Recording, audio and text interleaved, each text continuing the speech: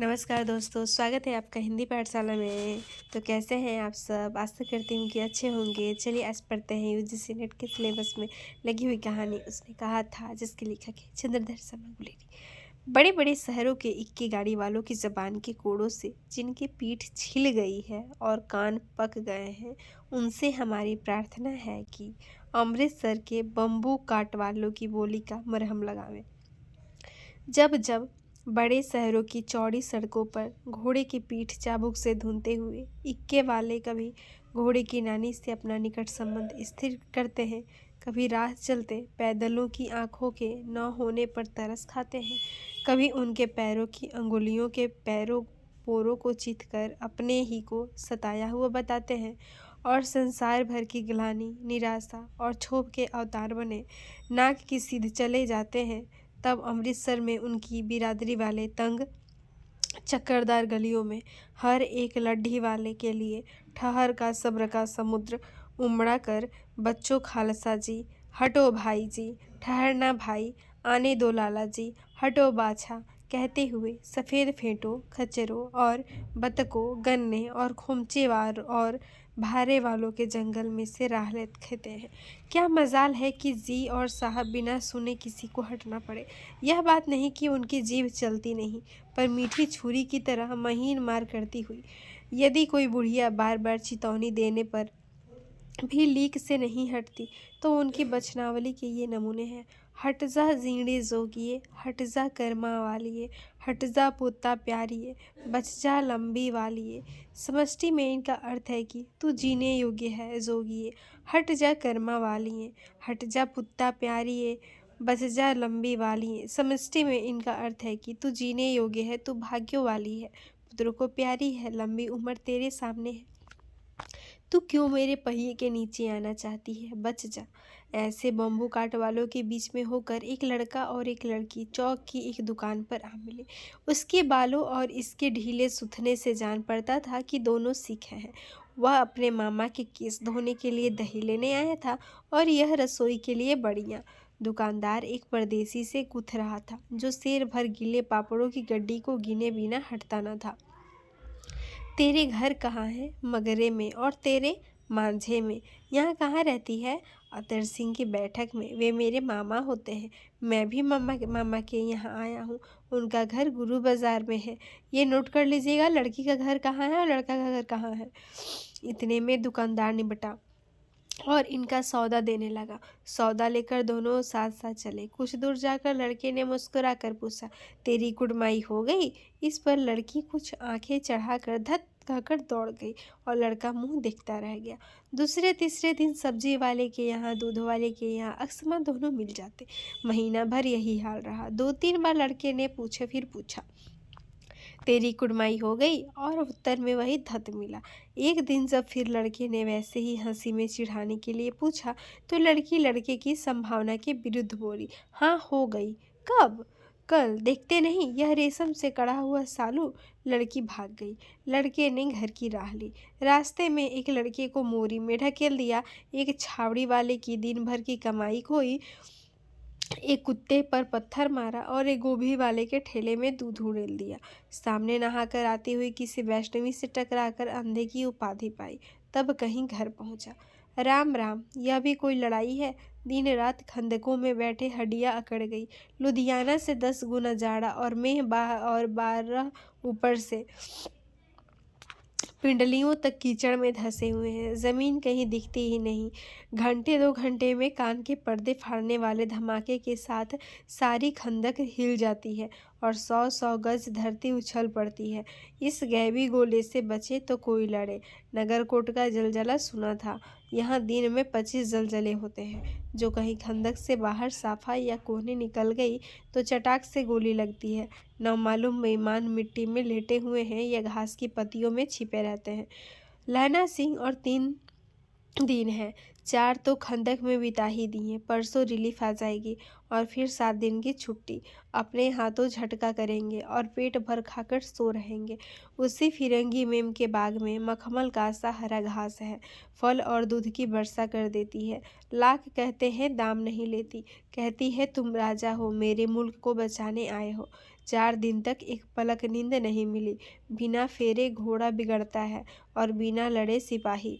मुझे तो संगीन चढ़ाकर मार्च का हुक्म मिल जाए, फिर 7 जर्मनों को अकेला मारकर न लौटूं तो मुझे दरबार साहब की देहली पर मत्था टेकना नसीब न हो। पाजी कहीं के कलों के घोड़े संगीन देखते ही मुंह फाड़ देते हैं और पैर पकड़ने लगते हैं। यूं अंधेरे में 30-30 मन का गोला फेंकते हैं। उस दिन धावा किया था, 4 मील तक एक जर्मन नहीं छोड़ा था। पीछे जनरल ने हट जाने का कमान दिया, नहीं तो सीधे बर्लिन पहुंच जाते। क्यों? सूबेदार हजारा सिंह ने मुस्कुराकर कहा। लड़ाई के मामले जमादार या नायक के चलाए नहीं चलते। बड़े अफसर दूर की सोचते हैं। 300 मील का सामना है, एक तरफ बढ़ गए तो क्या होगा? सूबेदार जी, सच है, लाना सिंह बोला, पर करे क्या? हड्डियों हड्डियों में तो जाड़ा धस गया है। सूर्य निकलता नहीं और खाई में दोनों तरफ से चंबे की बावलियों के सोते झर रहे हैं। एक धावा हो जाए तो गर्मी आ जाए। उद्यमी उठ, सिगड़ी में कोले डाल। वजीरा, तुम 4 जने बाल्टियां लेकर खाई का पानी बाहर फेंको। महासिंह, शाम हो गई है, खाई के दरवाजे का पहरा बदल ले। यह कहते हुए सूबेदार सारी खंदक में चक्कर लगाने लगे।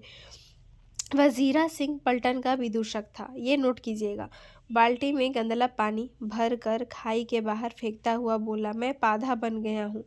करो जर्मनी के बादशाह का तर्पण। इस बार सब खिलखिला पड़े और उदासी के बादल फट गए। लहना सिंह ने दूसरी बाल्टी भरकर उसके हाथ में देकर कहा, अपनी बाड़ी के खरबूजों में पानी दो। ऐसा खाद का पानी पंजाब भर में नहीं मिलेगा। हाँ, देश क्या है, स्वर्ग है। मैं तो लड़ाई के बाद सरकार से 10 घूमा जमीन यहाँ मांग लूँगा और फलों के बूटे लगाऊंगा। लाड़ी होरा को भी यहाँ बुला लोगे, या वहीं दूध पिलाने वाली फरंगी मैम? चुप कर, यहाँ वालों को शर्म नहीं। देश देश की चाल है। आज तक मैं उसे समझा न सका कि सिख तंबाकू नहीं पीते। वह सिगरेट देने में हठ करती है, होठों में लगाना चाहती है और मैं पीछे हटता हूँ तो समझती है कि राजा बुरा मान गया, अब मेरे मुल्क के लिए लड़ेगा नहीं। अच्छा, अब बोधा सिंह कैसा है? अच्छा है, जैसे मैं जानता ही ना हूँ। रात भर तुम अपने गंबल उसे उड़ाते हो और आप सिगड़ी के सहारे गुजर करते हो। उसके पहरे पर आप पहरेदार दे आते हो। अपने सूखे लकड़ी के तख्तों पर उसे सुलाते हो। आप कीचड़ में पड़े रहते हो। कहीं तुम न मांदे पड़ जाना। जाड़ा क्या है, मौत है, और निमोनिया से मरने वालों को मुरब्बे नहीं मिला करते। मेरा डर मत करो, मैं तो बुलेल की खड्ड के किनारे मरूंगा। भाई कीरत सिंह की गोदी पर मेरा सिर होगा और मेरे हाथ के लगाए हुए आंगन के आम में के पेड़ की छाया होगी। वजीरा सिंह ने त्योरी चढ़ाकर कहा, क्या मरने मारने की बात लगाई है मेरे जर्मनी और तुर्क? हाँ भाइयों, कैसे? दिल्ली शहर ते पिशोरनू जांदिए, कर लेना लौगा दा व्यापार मड़िए, कर लेना नाड़ेदा सौदा अड़िए। ओए लाना चटाका कदूए नू कद्दू बनाया वे मज़ेदार गोरिए। हुण लाना चटाका कदूए नू। कौन जानता था कि दाढ़ियों वाले घरबारी सिख ऐसा लुच्चों का गीत गाएंगे, पर सारी खंदक इस गीत से गूंज उठी और सिपाही फिर ताज़े हो गए, मानो 4 दिन से सोते और मौज ही करते रहे हों। दोपहर रात गई है, अंधेरा है, सन्नाटा छाया हुआ है। बोधा सिंह खाली बिस्कुटों के 3 टिनों पर अपनी ने दोनों कंबल बिछाकर और लहना सिंह के 2 कंबल और एक बरान कोट ओढ़कर सो रहा है। लहना सिंह पहरे पर खड़ा हुआ है, एक आंख खाई के मुंह पर है और एक बोधा सिंह के दुबले शरीर पर। बोधा सिंह का रहा, क्यों बोधा भाई, क्या है? पानी पिला दो, लहना सिंह ने कटोरा उसके मुंह से लगाकर पूछा। कहो कैसे हो? पानी पीकर बोधा बोला, कंपनी छूट रही है, रोम रोम में तार दौड़ रहे हैं, दांत बज रहे हैं। अच्छा, मेरी जर्सी पहन लो। और तुम? मेरे पास सिगड़ी है और मुझे गर्मी लगती है, पसीना आ रहा है। ना, मैं नहीं पहनता, 4 दिन से तुम मेरे लिए। हाँ, याद आई, मेरे पास दूसरी गर्म जर्सी है, आज सवेरे ही आई है, विलायत से बुनकर भेज रही है मेमे, गुरु उनका भला करे। यो कहकर लहना अपना कोट उतारकर जर्सी उतारने लगा। सच कहते हो और नहीं झूठ, यूँ कहकर नाही करते बोधा को उसने जबरदस्ती जर्सी पहना दी और आप खाकी कोट और जीन का कुर्ता पहन कर पहरे पर आ खड़ा हुआ। मेम की जर्सी की कथा केवल कथा थी। आधा घंटा बीता, इतने में खाई के मुंह से आवाज़ आई, सूबेदार हजारा सिंह। कौन? लपटन साहब। हुकुम हुजूर, कहकर सूबेदार तनकर फौजी सलाम करके सामने हुआ। देखो, इसी दम धावा करना होगा। मील भर की दूरी पर पूरब के कोने में एक जर्मन खाई है। उसमें 50 से ज़्यादा जर्मन नहीं है। इन पेड़ों के नीचे नीचे 2 खेत काटकर रास्ता है, 3-4 घुमाव है। जहाँ मोड़ है वहाँ 15 जवान खड़े कर आया हूँ। तुम यहाँ 10 आदमी छोड़कर सबको साथ ले उनसे जा मिलो। खंदक छीनकर वहीं, जब तक दूसरा हुक्म न मिले। डटे रहो, हम यहाँ रहेगा जो हुक्म। चुपचाप सब तैयार हो गए। बोधा भी कंबल उतारकर चलने लगा। जब तब लहना सिंह ने उसे रोका। लहना सिंह आगे हुआ तो बोधा के बाप सूबेदार ने उंगली से बोधा की ओर इशारा किया। लहना सिंह समझकर चुप हो गया। पीछे 10 आदमी कौन रहे, इस पर बड़ी हुज्जत हुई। कोई रहना न चाहता था।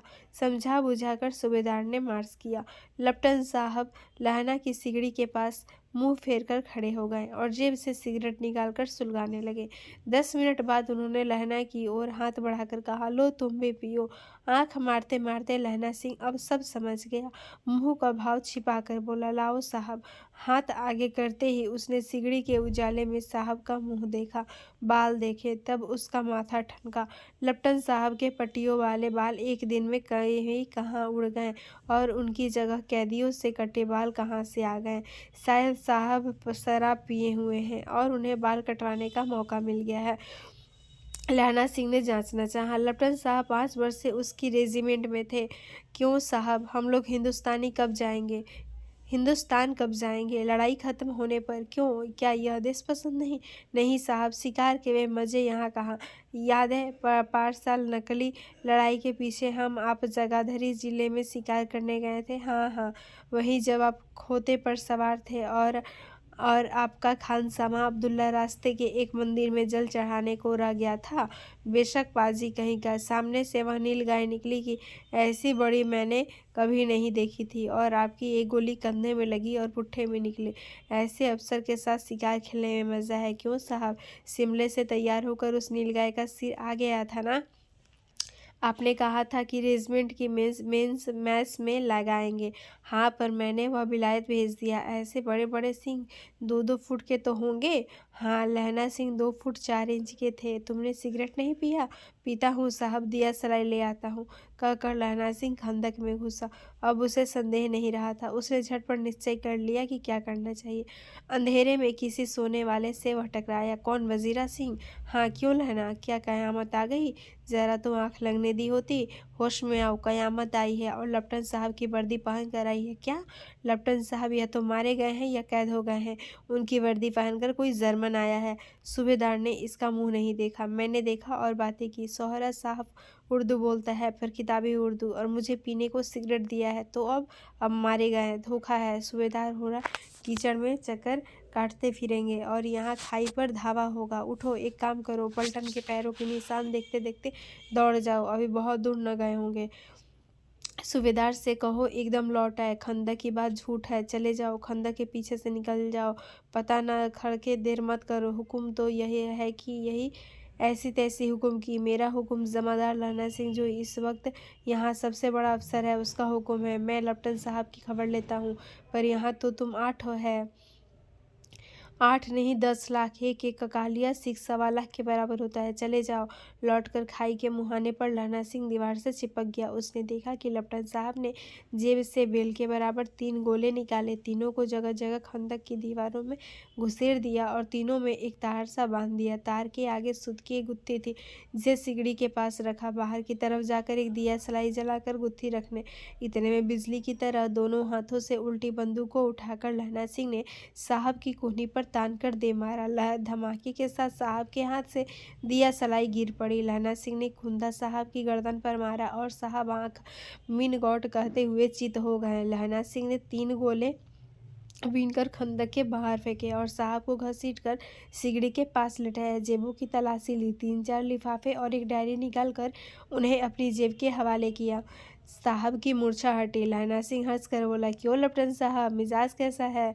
आज मैंने बहुत बातें सीखी। यह सीखा कि सिगरेट पीते हैं, यह सीखा कि जगाधरी के ज़िले में नीलगायें होती हैं और उनके 2 फुट 4 इंच के सींग होते हैं। यह सीखा कि मुसलमान खानसामा मूर्तियों पर जल चढ़ाते हैं और लेफ्टिनेंट साहब खोते पर चढ़ते हैं। पर यह तो कहो, ऐसी साफ उर्दू कहाँ से सीखा है? हमारे लेफ्टिनेंट साहब तो बिन डेम के 5 लफ्ज़ भी न बोला करते थे। लहना ने पतलून की जेबों की तलाशी नहीं ली थी। साहब ने मानो जाड़े से बचने के लिए दोनों हाथ जेबों में डाले। लहना सिंह कहता गया, चालाक तो बड़े हो, पर मांझे का लहना इतने बरस लेफ्टिनेंट साहब के साथ रहा है।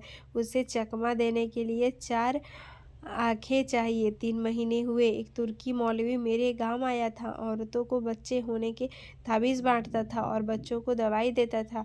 चौधरी के बड़ के नीचे मंजा बिछाकर हुक्का पीता रहता था और कहता था कि जर्मनी वाले बड़े पंडित हैं, वेद पढ़ पढ़ कर उसमें से विमान चलाने की विद्या जान गए हैं। गौ को नहीं मारते, हिंदुस्तान में आ जाएंगे तो गो हत्या बंद कर देंगे।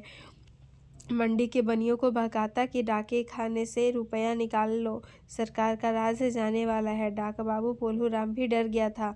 मैंने मुल्ला जी की दाढ़ी मूड़ दी थी और गांव से बाहर निकालकर कहा था, जो मेरे गांव में अब पैर रखा तो। साहब की जेब में से पिस्तौल चला और लहना की जांघ में गोली लगी। इधर लहना की हेनरी मार्टिन के 2 फायरों ने साहब की कपाल क्रिया कर दी। धड़ाका सुनकर सब दौड़ गए। चिल्लाया, क्या है?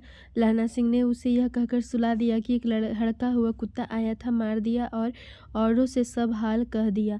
सब बंदूकें लेकर तैयार हो गए। लहना ने साफा फाड़कर घाव के दोनों तरफ पट्टियां कसकर बांधी। घाव मांस में ही था। पट्टियों के कसने से लहू निकलना बंद हो गया। इतने में 70 जर्मन चिल्लाकर खाई में घुस पड़े। सिखों की बंदूकों की बाढ़ ने पहले धावे को रोका, दूसरे को रोका, पर यहाँ थे 8। लहना सिंह तक मार रहा था। वह खड़ा था और लेटे हुए थे और वे 70 अपने मुर्दा भाइयों के शरीर पर चढ़कर जर्मन आगे घुसे आते थे। थोड़े से मिनटों में वे अचानक आवाज़ें, वाह गुरुजी की फतह, वाह गुरुजी का खालसा, और धड़ाधड़ बंदूकों के फायर जर्मनों की पीठ पर पड़ने लगे। ऐन मौके पर जर्मन 2 चक्की के पाटों के बीच में आ गए। पीछे से सूबेदार हजारा सिंह के जवान आगे बरसाते थे और सामने लहना सिंह के साथियों के संगीन चल रहे थे। पास आने पर पीछे वालों ने भी संगीन पिरोना शुरू कर दिया। एक किलकारी और अकाल सिखा दी फौज आई। वाह गुरुजी दी फतेह, वाह गुरुजी दा खालसा, सत श्री अकाल पुरुष, और लड़ाई खत्म हो गई। 63,000 जर्मन या तो खेत रहे थे या करा रहे थे। सिखों में 15 के प्राण गए। सूबेदार के दाहिने कंधे में से गोली आर पार निकल गई। लहना सिंह की पसली में एक गोली लगी। उसने घाव को खंदक में गीली मिट्टी से पूर लिया और बाकी का साफा कसकर कमरबंद की तरह लपेट लिया। किसी को खबर न हुई कि लहना को दूसरा भारी घाव लगा है। लड़ाई के समय चांद निकल आया था, ऐसा चांद जिसके प्रकाश से संस्कृत कवियों का दिया हुआ छई नाम सार्थक होता है। और हवा ऐसी चल रही थी जैसी बानभट्ट की भाषा में दंत विनोपदेशाचार्य कहलाती। वजीरा सिंह कह रहा था कि कैसे मन भर फ्रांस की भूमि मेरे बूटों से चिपक रही थी जब मैं दौड़ा सूबेदार के पीछे गया था। सूबेदार लहना सिंह ने सारा हाल सुन और कागजात पाकर वे उसकी तुरंत बुद्धि को सराह रहे थे और कह रहे थे कि तू न होता तो आज सब मारे जाते। इस लड़ाई की आवाज़ 3 मील दाहिनी और की खाई वालों ने सुन ली थी। उन्होंने पीछे टेलीफोन कर दिया था। वहां से झटपट 2 डॉक्टर और 2 बीमार ढोने की गाड़ियां चली जो कोई 1.5 घंटे के अंदर आ पहुंची। फील्ड अस्पताल नजदीक था। सुबह होते होते वहां पहुंच जाएंगे, इसलिए मामूली पट्टी बांधकर एक गाड़ी में घायल लिटाए गए और दूसरी में लाशें रखी गई। सूबेदार ने लहना सिंह की जांघ में पट्टी बंधवानी चाहिए, पर उसने यह कहकर टाल दिया कि थोड़े घाव है, सवेरे देखा जाएगा। बोधा सिंह ज्वर में बर्रा रहा था। वह गाड़ी में लिटाया गया। लहना को छोड़कर सूबेदार जाते नहीं थे। यह देख लहना ने कहा, तुम्हें बोधा की कसम है और सूबेदारनी जी की सौगंध है जो इस गाड़ी में न चले जाओ, और तुम मेरे लिए वहां पहुंचकर गाड़ी भेज देना। और जर्मन मुर्दों के लिए भी तो गाड़ियां आती होंगी। मेरा हाल बुरा नहीं है, देखते नहीं मैं खड़ा हूँ। वजीरा सिंह मेरे पास है ही। अच्छा, पर बोधा गाड़ी पर लेट गया। भला आप भी चढ़ जाओ। सुनिए तो, सूबेदारनी होरा को चिट्ठी लिखो तो मेरा मत्था टेकना लिख देना, और जब घर आ जाओ तो कह देना कि मुझसे जो उसने कहा था वह मैंने कर दिया। गाड़ियाँ चल पड़ी थी। सूबेदार ने चढ़ते-चढ़ते लहना का हाथ पकड़कर कहा, तैने मेरे और बोधा के प्राण बचाए हैं, लिखना कैसा, साथ ही घर चलेंगे। अपनी सूबेदारनी को तू ही कह देना उसने क्या कहा था। अब आप गाड़ी पर चढ़ जाओ, मैंने जो कहा वह लिख देना और कह भी देना। गाड़ी के जाते लहना लेट गया, वजीरा पानी पिला दे और मेरा कमरबंद खोल दे, तर हो रहा है। मृत्यु के कुछ समय पहले स्मृति बहुत साफ हो जाती है। जन्म भर की घटनाएं एक-एक करके सामने आती हैं, सारे दृश्यों के रंग साफ होते हैं, समय की धुंध बिल्कुल उन पर से हट जाती है। अगर आपको ये कहानी पसंद आए तो चैनल को लाइक शेयर और सब्सक्राइब जरूर करें। धन्यवाद।